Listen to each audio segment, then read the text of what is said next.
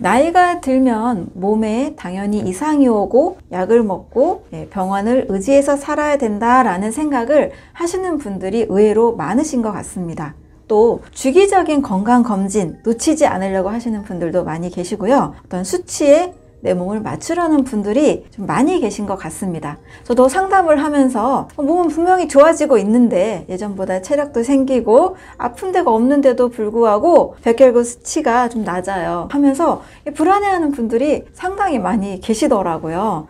먼저 말씀드리고 싶은 것은 나이가 들면서 어떤 수치나 정기 검진에 굉장히 예민하기 쉬운데요. 수치나 정기 검진에 내 몸을 맞추는 게 아니고 내가 일상생활을 할 수 있는 체력이 되고 아픈 데가 없다. 이것이 가장 중요하다는 것을 꼭 확인했으면 좋겠습니다. 지나치게 너무 자주 3개월마다 6개월마다 꼬박꼬박 건강검진 하면서 뭐라도 좀 나타날까봐 불안해 하시는 분들이 많이 계신데요. 근데 일상의 삶에서 건강한 체력 유지하고 늘 걷고 활동하는 거에 문제가 없다. 이것에 좀 더 관심을 가지셨으면 좋겠습니다.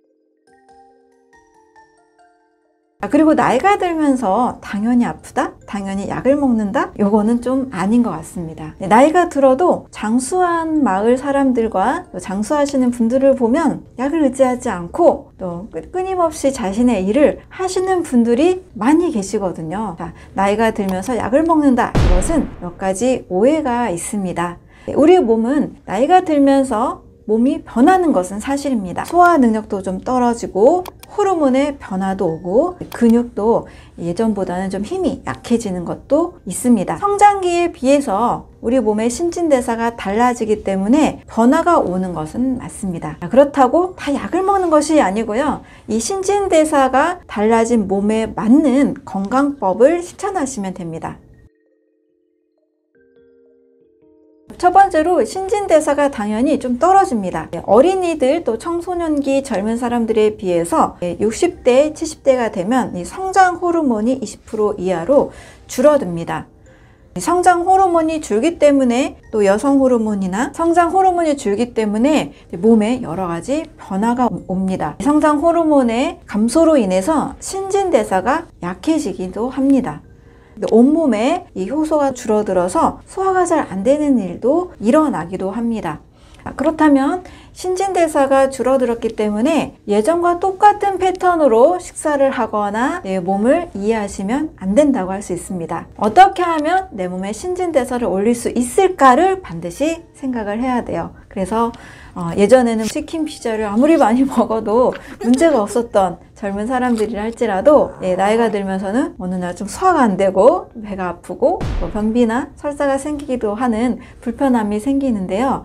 음식을 당연히 바꿔주시는 것이 필요합니다. 나이가 들면서는 좀 더 가공식품이나 밖에서 드시는 양념이 많이 되어 있는 외식보다는 자연에 가까운 음식들을 많이 섭취하시면서 신진대사를 올리는 것이 필요합니다. 또 예전보다는 식사량을 줄이는 것도 하나의 좋은 방법일 수 있습니다. 소식을 하는 것이 건강에 좋다고 하잖아요. 그만큼 소화할 것이 줄어들기 때문이에요. 사실 사람이 못 먹어서 아프고 병에 걸리는 것보다 좀 너무 많이 먹어서 과식해서 문제가 되는 경우가 요즘 사람들에게는 좀 더 많이 있습니다. 그래서 나이가 들면서는 어떻게 하면 신진대사를 강화할까? 이 부분을 꼭 점검하시고 똑같은 패턴의 식사가 아니라 좀 더 좋은 음식, 적게 드시는 습관 이런 것들을 신경 쓰시는 것이 좋습니다. 두 번째는 달라진 호르몬 대사입니다. 중년이 되면서 이 성장 호르몬은 분명히 줄어듭니다. 스트레스가 많은 상황, 또 굉장히 큰 충격적인 일이 많은 상황에서는 행복 호르몬도 줄어들게 됩니다. 또 신진대사가 떨어지게 되면 행복 호르몬이 분비되는 장 기능이 떨어지면서 세로토닌이나 도파민 같은 호르몬들이 줄어들게 됩니다. 그래서 호르몬 대사가 원활하게 할 수 있도록 꼭 우리 몸을 세팅해 주는 것이 좋습니다. 좋은 음식을 섭취하고 장 건강을 좋게 하는 것도 너무 중요하고요. 마음을 다스릴 수 있는 나만의 마음 건강법, 나만의 취미나 스트레스를 풀 수 있는 방법, 좋은 사람들과의 교제 같은 것도 굉장히 중요하다고 볼 수가 있습니다. 나이가 들면서 꼭 호르몬 대사, 또 마음 행복 호르몬 꼭 챙기시는 것이 좋습니다. 세 번째는 약을 먹는 습관 습관입니다. 습관적으로 약을 드시는 분들이 계십니다. 또 약이 치료제인 줄 알고 계속 약을 드시는 것을 아무렇지 않게 여기시고 심지어 약을 늘려가시는 것을 당연하게 여기시는 분들도 계십니다. 또 때로는 제가 놀랐던 부분이 있는데요. 한두 달 안에 당 수치가 정상이 됐는데도 예방을 위해서 혈당 강화제를 드시는 분들도 계십니다. 고혈압이나 콜레스테롤 약도 마찬가지입니다. 여러분, 약은 반드시 이 개념을 정확히 아셔야 되는데요. 약은 치료제가 아닙니다. 약은 증상 완화제입니다. 혈당 수치나 혈압이나 콜레스테롤 수치를 정상 수치로 맞춰주는 역할을 하는 데는 중요한 역할을 하지만, 그렇다고 혈당, 혈압, 콜레스테롤이 올라가지 않도록 근본적으로 해결해 주는 것은 아닙니다. 근본적으로 해결해 주면 일주일이나 한두 달 정도 먹으면 약을 끊어야 되잖아요. 하지만 지속적으로 수개월, 수년 동안 약을 드시는 분들이 많이 계십니다. 약을 드시는 것을 당연히 여기지 마시고 약이 치료제가 된다라는 생각이 하시면 안 되고요. 그렇다면 왜 근본적으로 혈압, 혈당, 콜레스테롤 수치가 올라가는지를 파악을 하셔서 정상 수치를 평상시 식습관을 통해서 맞추시는 노력을 병행하셔야 됩니다. 약을 오래 드실수록 이 약의 부작용도 꼭 있다는 것을 기억하시면 됩니다. 또 많은 약들을 같이 드실 때 이 약의 칵테일 효과, 칵테일 부작용은 장담하기가 어렵거든요. 왜냐하면 사람마다 약을 먹는 약의 종류가 다르잖아요.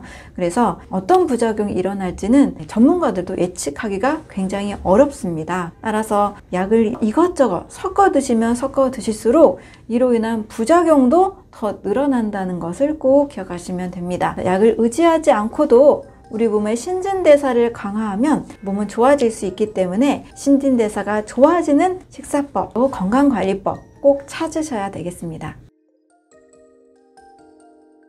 네 번째로 나이가 들면서 꼭 같이 챙겨야 될 것이 바로 고립감입니다. 코로나19 동안에 일상생활에서 많은 변화가 왔죠. 바로 사람들과 접촉하지 못하고 만나지 못하게 되면서 고립감을 느끼면서 우울증이 굉장히 많이 증가했습니다. 나이가 들면 어쩔 수 없어 하면서 늙은이가 뭘 하겠어, 이런 나이가 든 것에 대한 부정적인 생각과 부정적인 말 습관이 있는 분들이 가끔 계신데요. 절대 그렇게 생각하시지 않으셨으면 좋겠습니다. 나이가 든다는 것은 자연스러운 현상이에요. 누구나 나이가 듭니다. 나이가 젊은 것은 그 젊음이 있기 때문에 좋은 거고, 또 나이가 들면서 여러 경험이나 연륜이 쌓이면서 또 좋은 점이 분명히 있습니다. 제 주변에 대화를 하다 보면 다시 20, 30대로 돌아가고 싶다라는 분들도 계시지만 그때로 돌아가고 싶지 않다. 난 지금 나이 든 게 너무 좋다. 마음이 편안하다. 내 삶이 굉장히 안정적이고 좋다. 오히려 이 젊을 때 했었던 그런 방황이나 고뇌가 굉장히 힘들어서 돌아가고 싶지 않다 하시는 분들도 상당히 많이 계십니다. 저도 마찬가지인데요. 나이가 드는 것을 당연한 그런 현상으로 여기고, 저는 그때 누릴 수 있는 삶이 있다라고 생각이 듭니다. 몸에 불편함이 좀 있을 수 있는 것은 누구나 경험할 수 있지만 나이가 들면서 느끼는 마음의 안정과 평화도 있습니다. 대신 고립되지 않는 환경을 꼭 만드시면 좋겠습니다. 나와 반드시 대화가 잘 통하는 사람들, 그런 모임들, 또 나의 마음을 나눌 수 있는 그런 관계들을 통해서 내가 고립됐다라는 느낌이 꼭 없도록 함께 할 수 있는 그런 연결감, 즐거움을 꼭 찾으셨으면 좋겠습니다.